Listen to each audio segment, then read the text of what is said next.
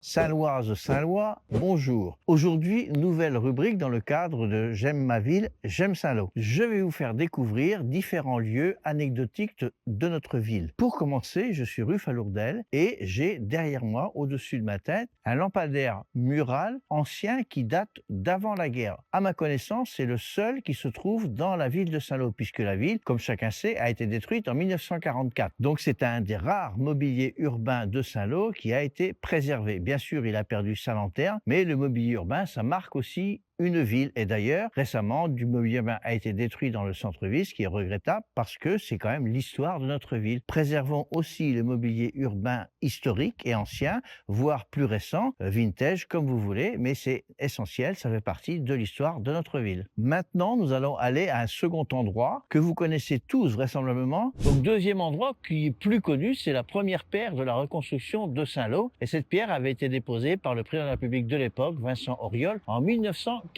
1948, donc c'est 4 ans après le débarquement. Et je vais vous montrer quelque chose de particulier maintenant, en lien avec cette pierre, mais qui est quand même un petit peu anecdotique et dont on aurait besoin de connaître les raisons. Je vous parlais tout à l'heure de 1948, donc date de la première pierre de la reconstruction de Saint-Lô. Or, il s'avère que la ville, en 1948, était déjà bien dégagée et les maisons étaient rangées, on va dire, en tas de pierres. Les maisons détruites étaient rangées en tas de pierres. Et il s'avère qu'on avait déjà commencé à reconstruire la ville. Pour preuve, derrière moi, au-dessus de ma tête, vous avez une autre plaque de la reconstruction de Saint-Lô qui date de 1945, donc un an après le débarquement, où on avait déjà commencé à reconstruire la ville. Donc peut-être deux pierres de la reconstruction à Saint-Lô. Donc là, on est rue Koenig et d'ailleurs, les soubassements sont en pierre et les maisons en face sont en pierre, vraisemblablement des pierres de récupération de la destruction de la ville. Nous sommes maintenant dans le quartier de Grimouville, un quartier au sud de la ville, réalisé juste après la guerre avec des maisons, je dirais de la fin de la reconstruction, années 60. Et dans ce quartier, ce qui est assez anecdotique, nous avons derrière, comme derrière moi, un porche en granit sculpté, où vous avez un linteau avec une rosace, vous avez même des cannelures en partie basse, et on se demande un petit peu ce que fait ce porche en granit, qui est très très joli d'ailleurs.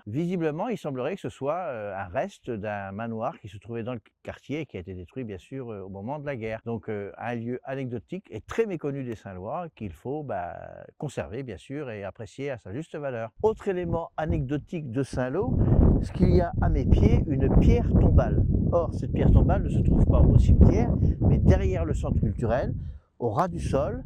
Malheureusement, elle est cassée, donc on n'a pas la date. C'est une dame qui est décédée, une madame Vray. J'ignore et nous ignorons complètement la raison pour laquelle elle se trouve ici. Alors moi, j'ai interrogé le maire adjoint à la culture de l'époque, puisque cette dalle aurait été implantée entre 1989 et 1995. Pour quelle raison? Est-ce que c'est un choix esthétique, un choix d'artiste un peu douteux? On ignore complètement pourquoi cette pierre tombale est là. Donc ça fait un peu style américain avec des arbres autour.